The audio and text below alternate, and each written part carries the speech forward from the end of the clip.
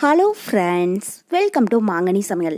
இன்றைக்கி நம்ம மாங்கனி சமையலில் தீபாவளி ஸ்பெஷலாக நம்ம எல்லாருக்கும் ரொம்ப ரொம்ப பிடிச்ச குலோப் ஜாமுன் எப்படி செய்யலாங்கிறத பார்க்கலாம். ஸோ இன்றைக்கி இந்த குலோப் ஜாமுன் நம்ம கடையில் வாங்கின இன்ஸ்டன்ட் மிக்ஸ் வச்சு தாங்க செய்ய போகிறோம். என்ன தான் நம்ம பார்த்து பார்த்து செஞ்சாலும் ஒரு சில டைமில் எண்ணெயில் போட்டு பொரிக்கிற போது வெடிக்க ஆரம்பிக்கும். அப்படி இல்லைன்னா சர்க்கரை பாகில் சேர்த்ததும் கரைஞ்சி போயிடும். சில டைமில் சர்க்கரை பாகு உள்ளே போகாமல் அப்படியே கெட்டியான மாதிரி ஆகிடும். ஸோ அந்த மாதிரி ஆகாமல் நல்லா சாஃப்டாக இருக்கிறதுக்கு வீடியோவில் சின்ன சின்ன டிப்ஸ் அண்ட் ட்ரிக்ஸ் எல்லாம் ஷேர் பண்ணியிருக்கேன். வீடியோ படி நீங்கள் அப்படியே செஞ்சு பாருங்கள். குலோப் ஜாமுன் ரொம்பவே சூப்பராக பர்ஃபெக்டாக வரும். சரி வாங்க இப்போ இந்த குலோப் ஜாமுன் எப்படி பண்ணலாங்கிறத பார்க்கலாம். ஃபஸ்ட்டு இந்த குலோப் ஜாமுன் பண்ணுறதுக்கு நான் இங்கே ஒரு 2 packet instant gulab jamun mix எடுத்து வச்சுருக்கேங்க.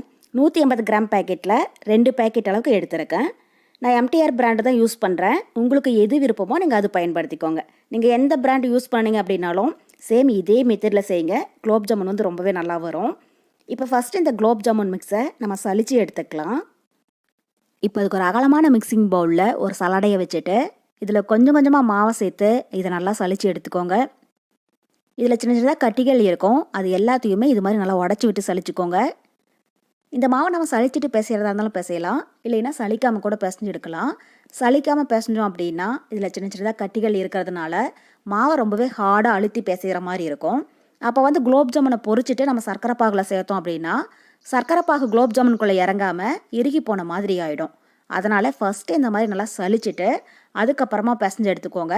அப்போ வந்து குலோப் ஜாமுன் நல்லா சாஃப்டாகவும் சர்க்கரை பாகும் நல்லா உள்ளே இறங்கியிருக்கும். பாருங்கள், இப்போ மாவை எல்லாத்தையுமே கொஞ்சம் கூட கட்டி எதுவும் இல்லாமல் நல்லா சலிச்சு எடுத்தாச்சு. இப்போ இந்த மாதிரி நல்லா சலிச்சு எடுத்ததுக்கப்புறமா இதில் கொஞ்சம் கொஞ்சமாக தண்ணி விட்டு நல்லா ஸ்மூத்தாக பிசைஞ்சிடலாம். இதில் நீங்கள் தண்ணி சேர்க்கறதா இருந்தாலும் சேர்க்கலாம், இல்லைன்னா தண்ணிக்கு பதில் காய்ச்சி ஆற வச்ச பால் கூட சேர்த்து பிசைஞ்சுக்கலாம், நல்லாயிருக்கும். தண்ணி ஒரே டைமில் மொத்தமாக சேர்த்துடாதீங்க. இந்த மாதிரி கொஞ்சம் கொஞ்சமாக சேர்த்து விரல் நுனியில் இது மாதிரி லேசாக கலந்து விட்டீங்க அப்படின்னா மாவு எல்லாமே நல்லா சேர்ந்து வந்துடும். பாருங்கள் இது மாதிரி. இப்போ இதில் தண்ணியோட அளவு பார்த்தீங்க அப்படின்னா நம்ம எடுத்துருக்கிற 2 பேக்கெட் குலோப் ஜாமுன் மிக்ஸுக்கு எனக்கு மெசரிங் கப்பில் அரை கப்புக்கும் கொஞ்சம் அதிகமாக தண்ணி தேவைப்பட்டுச்சு. நீங்கள் எந்த brand gulab jamun mix use பண்ணுறீங்களோ அதுக்கு தகுந்த மாதிரி தண்ணியோட அளவை கூட்டி குறைச்சி ஆட் பண்ணிக்கோங்க. இப்போ பாருங்கள், மாவு நல்லா ஸ்மூத்தாக பிசைஞ்சாச்சு. இப்போ பார்த்தீங்கன்னா மாவு கொஞ்சம் கையில் ஒட்டுற மாதிரி தான் இருக்கும். இதுதான் கரெக்டான பதம்.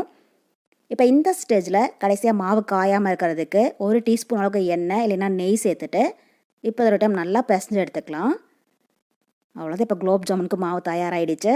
மாவோடைய பதம் நீங்கள் கையில் தொட்டு பார்க்குற போதே தெரியும். இந்த மாதிரி நல்லா விரல் வச்சு சாஃப்டாக இறங்கணும். நீங்கள் அதுக்கு தகுந்த மாதிரி பிசைஞ்சிக்கோங்க. இப்போ இது ஒரு மூடி போட்டு மூடி அப்படியே ஒரு ஓரமாக வச்சிடலாம். இது ஒரு 10 நிமிஷத்துக்கு நல்லா ஊறட்டும். இப்போ இந்த டைமில் நம்ம குலோப் ஜாமுனுக்கு சர்க்கரை பாகு ரெடி பண்ணிடலாம். இப்போ அதுக்கு ஒரு கடாயில் நான் 1 கிலோ அளவுக்கு சர்க்கரை எடுத்து வச்சுருக்கேன். அதை உள்ள சேர்த்துடலாம். இப்போ இது கூடவே 1 லிட்டர் அளவுக்கு தண்ணியும் சேர்த்துடுங்க. சேர்த்துட்டு இப்போ ஸ்டவ் மீடியம் ஹீட்டில் வச்சு இதை அப்பப்போ லைட்டாக கலந்து விட்டுகிட்டே இருங்க, சர்க்கரை வந்து முழுமையாக கரையிற வரைக்கும். இப்போ சர்க்கரையோட அளவு பார்த்தீங்க அப்படின்னா நம்ம எடுத்துருக்கிற 2 பேக்கெட் குலோப் ஜாமுன் மிக்ஸுக்கு நான் 1 கிலோ அளவுக்கு சர்க்கரையும் அதே அளவுக்கு தண்ணியும் சேர்த்துருக்கேன். இது வந்து நமக்கு இனிப்பு சர்க்கரை பாகு இது எல்லாமே அளவாக இருக்கும். பேக்கெட்டுக்கு பேக் சைட்லேயே பார்த்தீங்க அப்படின்னா ஒரு பேக்கெட்டுக்கு 800 கிராம் அளவுக்கு சர்க்கரை சேர்க்க சொல்லியிருப்பாங்க. அந்த அளவுக்கு சேர்த்தோம் அப்படின்னா நமக்கு இனிப்பும் ரொம்பவே அதிகமாக இருக்கும், சர்க்கரை பாகும் மீதமாகிடும். கரெக்டாக ஒரு பேக்கெட் மிக்ஸுக்கு அரை கிலோ அளவுக்கு சர்க்கரையும் அதே அளவுக்கு தண்ணியும் சேர்த்துக்கோங்க, உங்களுக்கு சரியாக இருக்கும். இப்போ பாருங்கள், சர்க்கரை வந்து தண்ணியில் முழுமையாக கரைஞ்சிடுச்சு. இப்போ இந்த ஸ்டேஜில் ஸ்டவ் வந்து ஹை ஃப்ளேமில் வச்சு இதை ஒரு 5 நிமிஷத்துக்கு நல்லா கொதிக்க விடுங்க. இப்போ சர்க்கரை பாகம் ஒரு 5 நிமிஷம் போல் நல்லா கொதிக்க ஆரம்பிச்சிடுச்சு.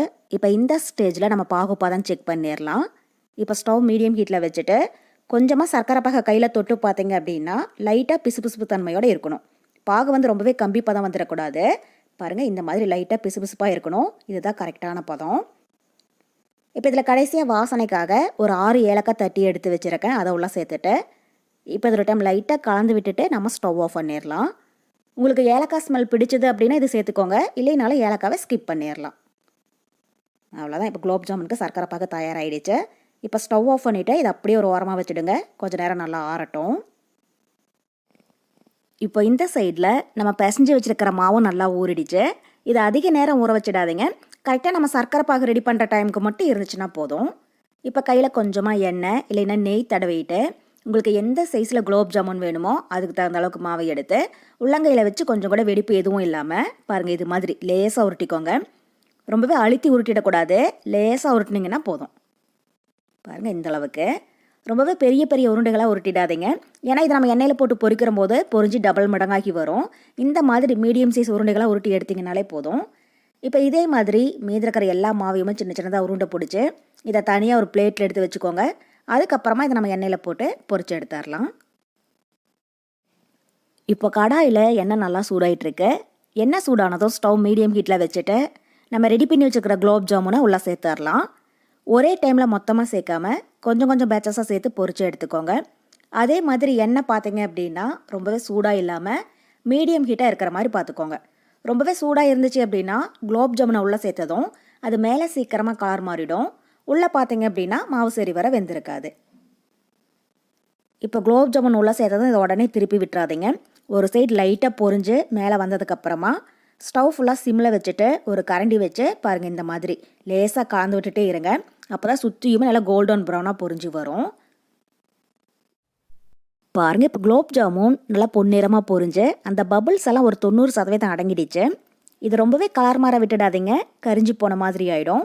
லைட் கலராக இருந்துச்சு அப்படின்னாலும் உள்ளே வந்து மாவு சரி வர வெந்திருக்காது. வீடியோவில் பார்க்குறீங்களா இந்த அளவுக்கு நல்லா கோல்டன் ப்ரௌனாக பொரித்து எடுத்துக்கோங்க.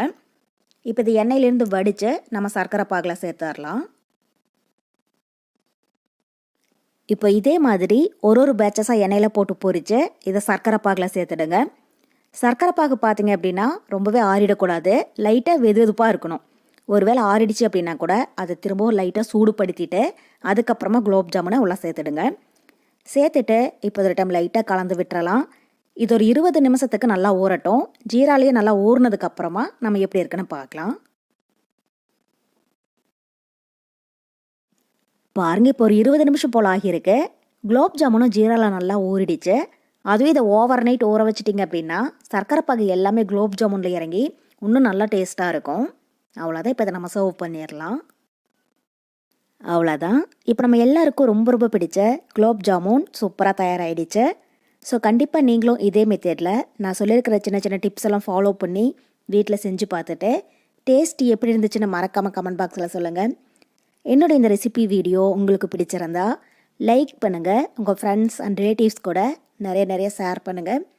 மறக்காமல் மாங்கனி சமையலுக்கு சப்ஸ்கிரைப் பண்ணுங்கள். நன்றி.